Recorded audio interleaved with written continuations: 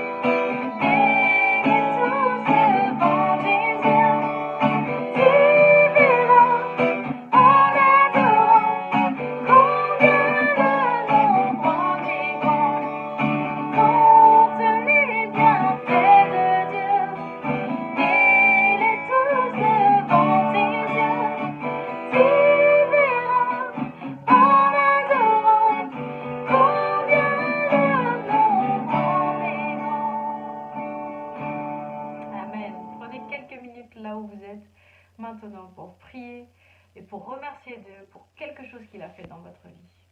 Amen.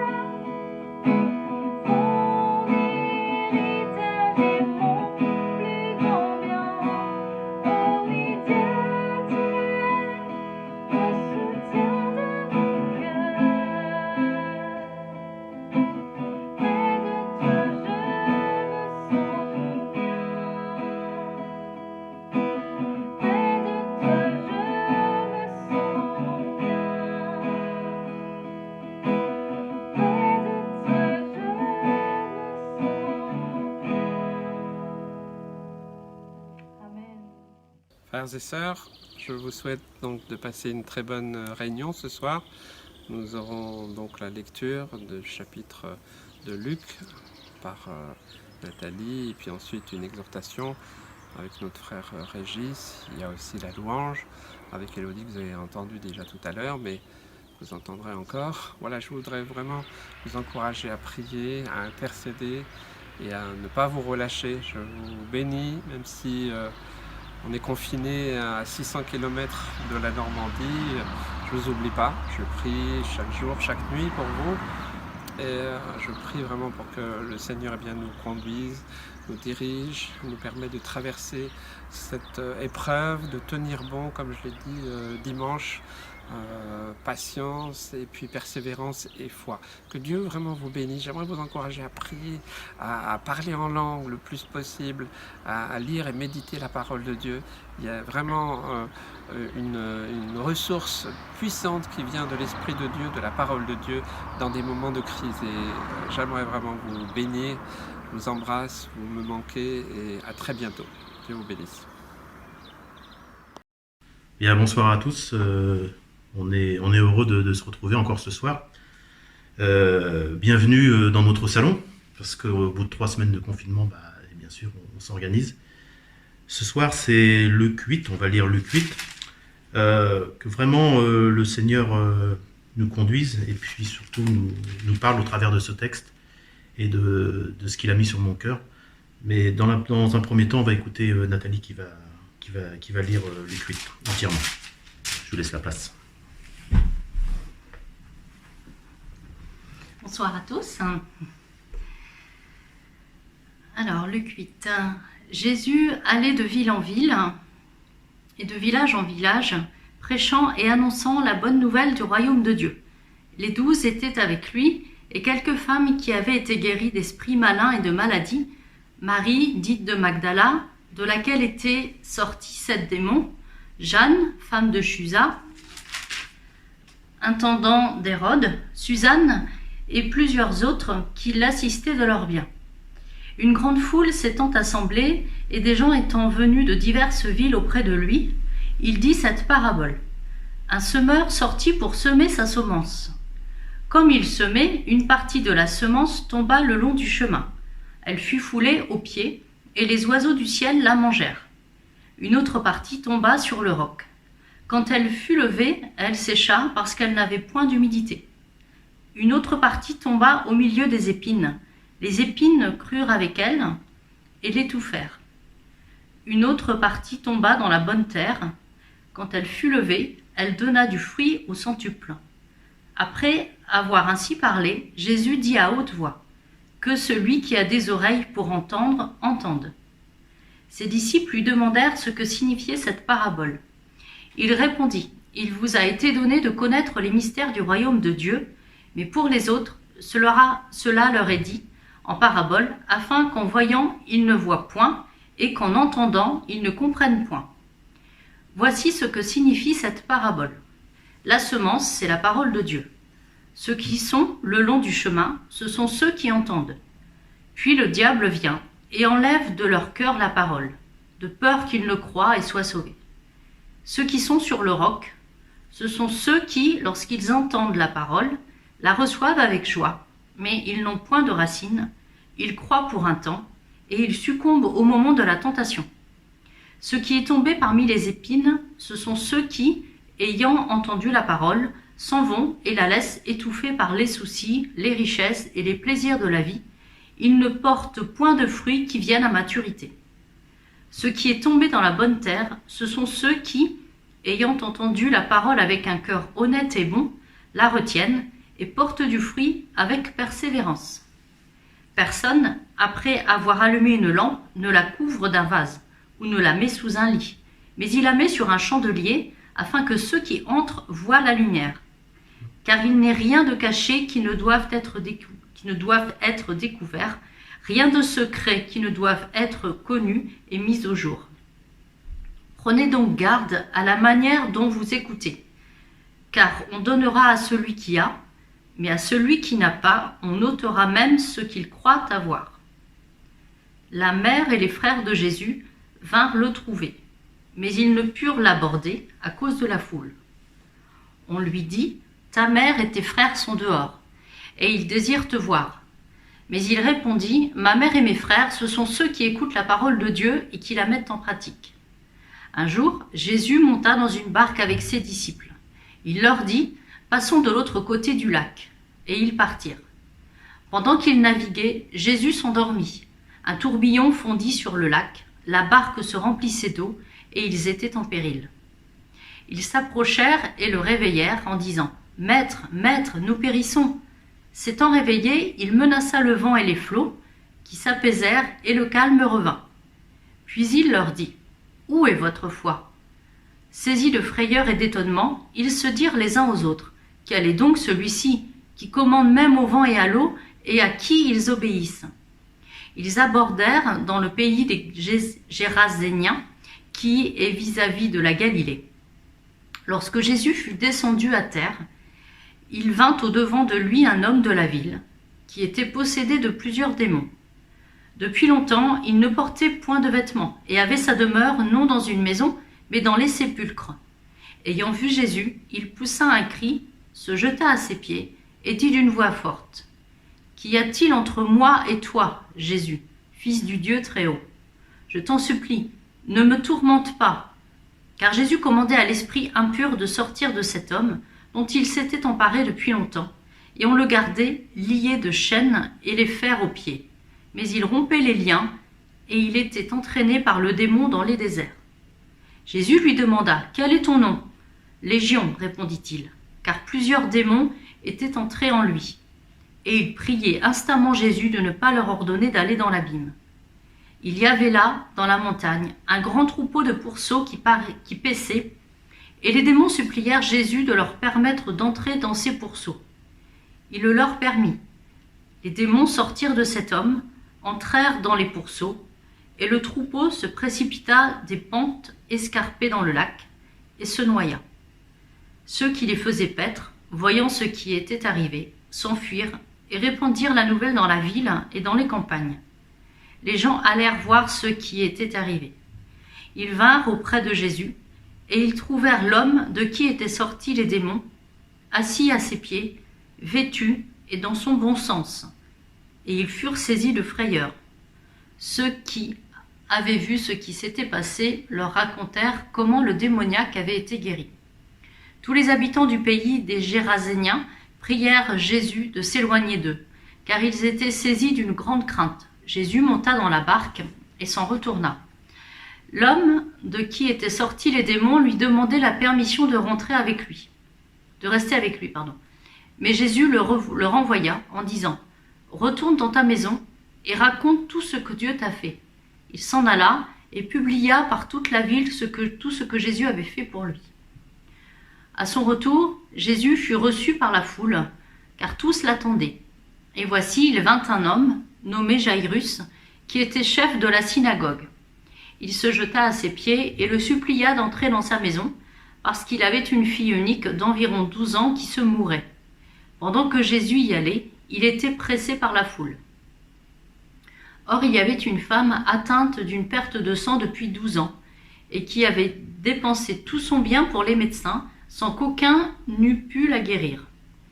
Elle s'approcha par derrière et toucha le bord du vêtement de Jésus. Au même instant, la perte de sang s'arrêta. Et Jésus dit, « Qui m'a touché ?» Comme tous s'en défendaient, Pierre et ceux qui étaient avec lui dirent, « Maître, la foule t'entoure et te presse et tu dis, « Qui m'a touché ?» Mais Jésus répondit, « Quelqu'un m'a touché, car j'ai connu qu'une force était sortie de moi. » La femme, se voyant découverte, vint toute tremblante se jeter à ses pieds et déclara devant tout le peuple pourquoi elle l'avait touché et comment elle avait été guérie à l'instant.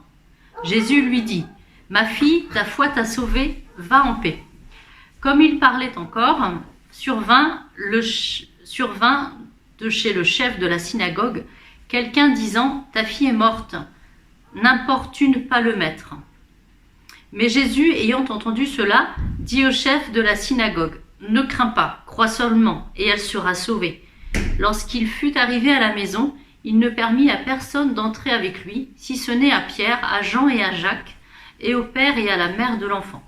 Tous pleuraient et se lamentaient sur elle.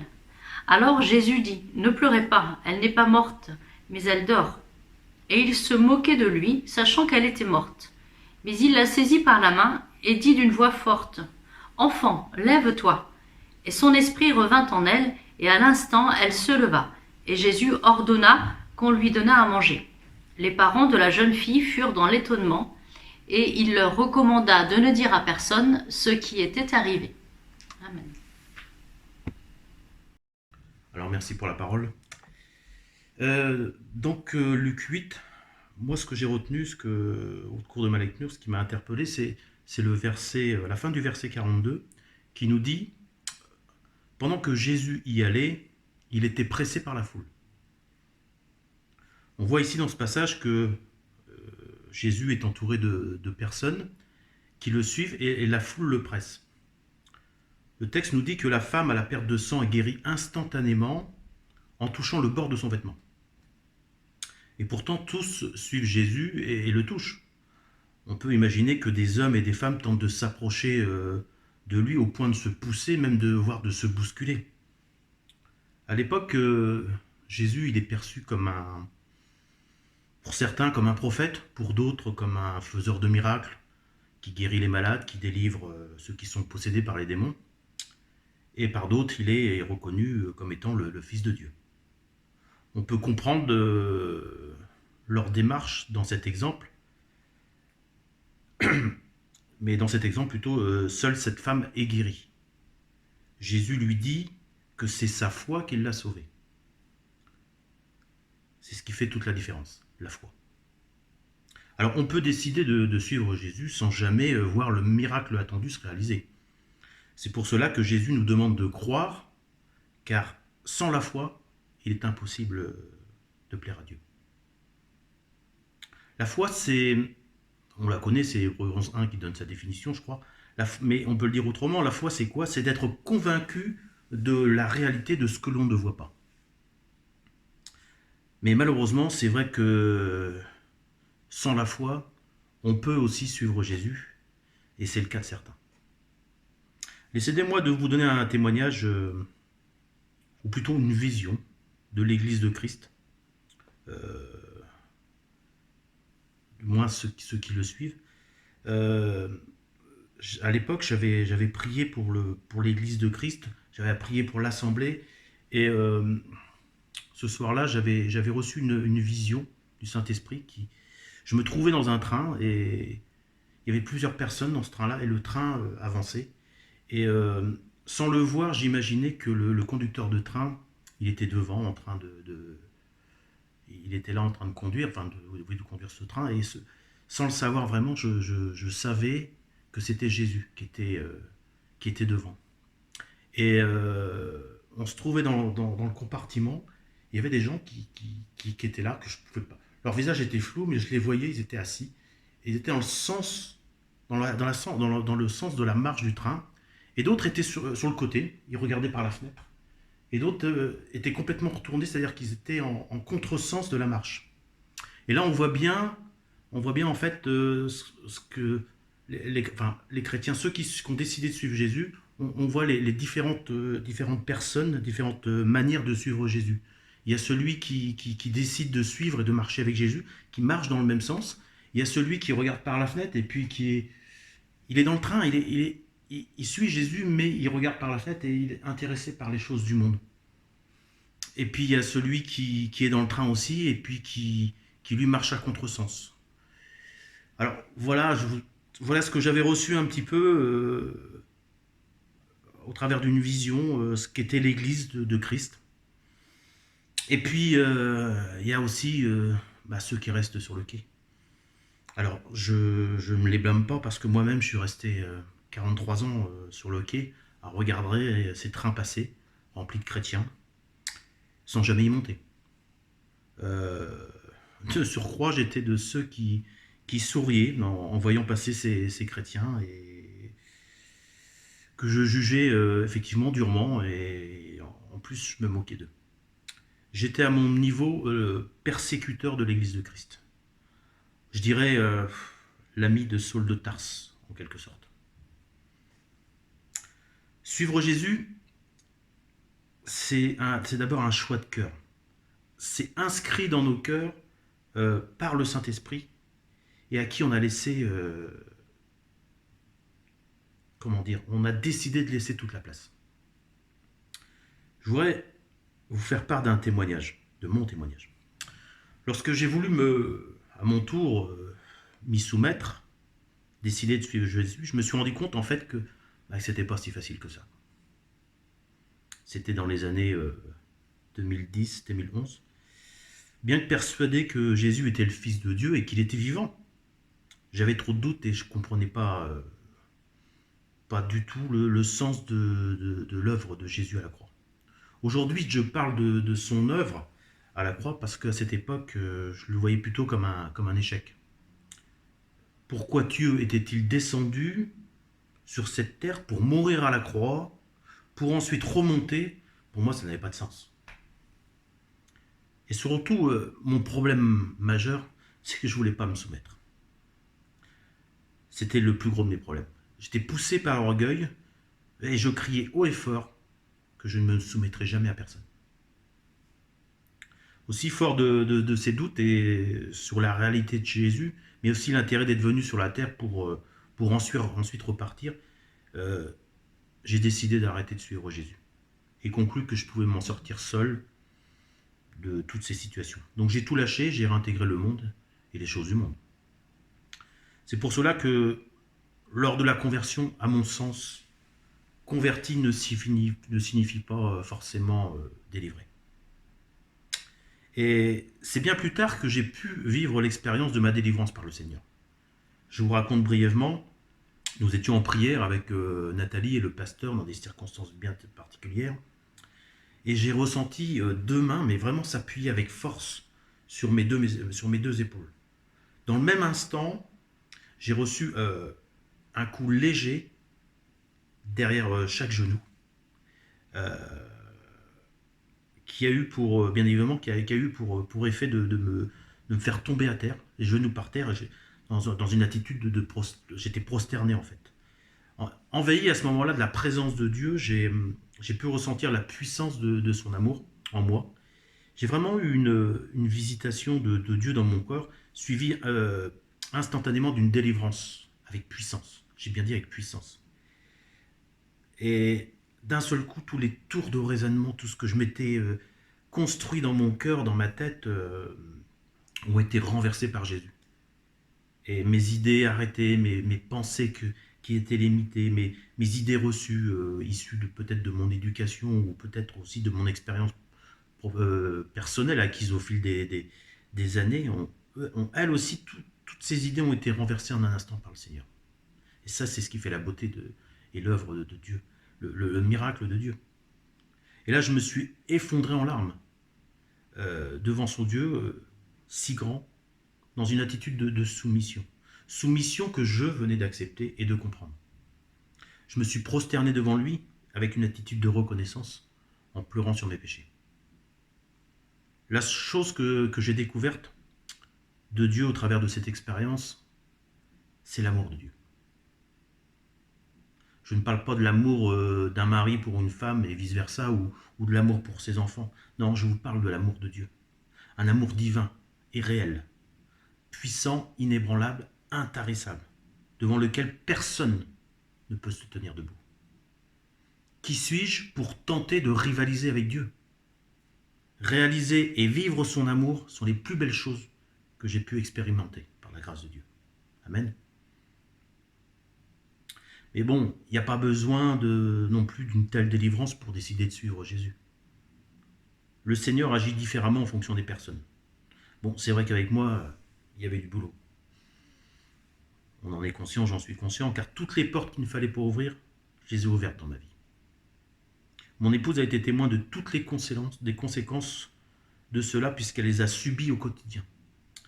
Et bien qu'apeurée par toutes ces choses, elle a su, elle a été conduite et s'est entourée de chrétiens et n'a pas cessé de prier avec eux pour ma délivrance et ma conversion. Je peux vous dire que l'homme que vous voyez aujourd'hui, c'est pas l'homme que mon épouse a connu avant. Je ne dis pas cela par orgueil parce que c'est l'œuvre du Seigneur. C'est le résultat de la prière, parce qu'on est tous issus de la prière de quelqu'un. Et pour ne citer que, je sais que René et Thérèse, que je ne connaissais pas à l'époque, priaient également pour moi, alors que je les avais jamais vus, je les avais jamais rencontrés. Je les ai rencontrés quelques années plus tard. Et c'est ça d'être chrétien, c'est de prier les uns pour les autres. Veillons, prions les uns pour les autres. Ma conversion, ma délivrance et ma transformation sont à la gloire de Dieu, qui en est le seul auteur responsable. Et j'en le remercie aujourd'hui. Suivre de Jésus, c'est d'abord un comportement. C'est d'abord une attitude. Laissez-moi vous raconter cette histoire vraie d'un pasteur aux États-Unis. Un pasteur prêche le dimanche matin sur l'honnêteté, l'intégrité de l'homme. Le lundi matin, il prend le bus pour ce pasteur, il prend le bus pour aller travailler. Il va acheter son ticket auprès du chauffeur de bus, qui lui rend sa monnaie, mais qui lui rend plus que prévu. Et lorsqu'il s'assoit, le pasteur recompte, il dit il m'a rendu trop. C'est étonnant. Et puis là, il se dit merci Seigneur, parce que tu pourvois à mes besoins pour la semaine. C'est vrai que j'étais limité, quoi. Et au cours du trajet, ce pasteur, il n'est pas dans la paix. Et puis il décide d'aller voir le chauffeur et il lui dit je pense que vous avez fait une erreur, vous m'avez rendu trop de monnaie. Et là, le chauffeur, il sourit, il regarde, il fait non, il n'y a pas d'erreur. Hier, j'étais à votre église et je vous ai entendu prêcher sur l'honnêteté et l'intégrité. Et ce matin, j'avais décidé de vous mettre à l'épreuve. Vous voyez, quand on est chrétien, on est observé. Et on se doit de donner un bon témoignage.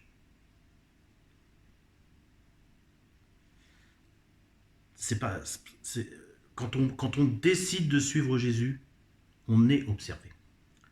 Alors on peut effectivement se targuer, se flatter, se vanter, appelez ça comme vous voulez, d'être chrétien. On peut effectivement le faire. Mais attention à notre comportement. Il ne doit ni ternir notre foi en Dieu, la foi en notre Dieu, ni l'image de Dieu. Alors, un chrétien, si vous êtes un chrétien, soyez au moins dans la joie. Un chrétien triste, pardonnez-moi, mais c'est pas très normal. Si on est des chrétiens, on est rempli normalement des fruits de l'esprit, l'amour, la paix, la joie. Voilà. Voyez-vous, je pense qu'il est beaucoup plus raisonnable d'être un chrétien sage et que les gens du monde puissent constater par eux-mêmes du changement que Dieu a opéré en vous. Notre témoignage doit avoir un impact positif. C'est l'image qu'un chrétien doit véhiculer. Sinon, le non-croyant ne ressent pas ce désir de nous rejoindre pour partager cette foi. Au contraire, cela se le fera fuir. J'ai conscience que suivre Jésus, c'est pas une mince affaire. Si je peux me permettre de l'exprimer ainsi. On vit les mêmes choses que les autres, on traverse les mêmes épreuves, la maladie, etc. Mais ce que nous avons en plus, c'est l'espérance en notre Seigneur qui nous aide à traverser cette épreuve, ou ces épreuves. Et l'espérance aussi de voir sa face et de passer notre éternité avec lui dans le ciel. Alors c'est vrai que malheureusement le mot espérance en français n'a pas le même sens qu'en grec. En français, l'espérance, c'est pas vraiment une chose acquise. On n'est pas sûr que ça va arriver. J'espère qu'il fera beau demain, j'espère que tu seras là ce soir en parlant d'un ami, mais rien n'est sûr. Tandis que l'espérance, en grec, dans la Bible, signifie en attente d'une chose certaine. Le problème vient de la traduction en fait du grec au français. On peut suivre Jésus pour le suivre, parce qu'on l'aime bien, parce que c'est bien de vivre avec nos frères et sœurs. Il y a un soutien moral, on ressent l'esprit de famille, et puis des fois il y a des miracles, puis on est guéri. Mais c'est pas suffisant. Suivre Jésus chaque jour, c'est d'abord un choix personnel. Et pour cela, on se doit de veiller à notre comportement. Ce que je suis le dimanche à l'église, je le suis le lundi, le mardi et tous les jours de la semaine. Ce qui implique que je suis entier, intègre et honnête devant Dieu et les hommes. Et aimant le Seigneur de tout mon cœur, sans aucune honte. Car la Bible nous dit, car je n'ai point honte de l'évangile, c'est la puissance de Dieu pour le salut de quiconque croit. Dites-vous que l'intégrité, l'honnêteté attire le regard de Dieu sur vous. On le retrouve au chapitre Jean, chapitre 1, versets 47 et 48. Je vais vous le lire. C'était Jésus qui marche et puis qui voit Nathanaël. Et là, Nathanaël arrive devant Jésus. Et Jésus lui dit, il dit à la foule, « Voici vraiment un Israélite, en parlant de Nathanaël, dans lequel il n'y a point de fraude. » Et Nathanaël lui dit, « D'où me connais-tu » Et Jésus lui répond, « Avant que Philippe t'appelât, quand tu étais sous le figuier, je t'ai vu. » C'est-à-dire que là, vraiment, on met Dieu, enfin, dans la parole, c'est vraiment mis en évidence qu'une personne intègre attire le regard de Dieu.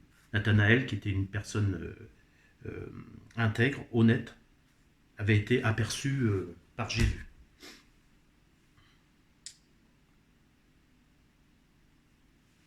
En fait, ce sont des valeurs qui plaisent à Dieu et c'est celles qu'il a inscrites dans nos cœurs. Bien sûr, je lis ma parole et je la mets en pratique. Je suis chrétien, donc je prie chaque jour avec ferveur.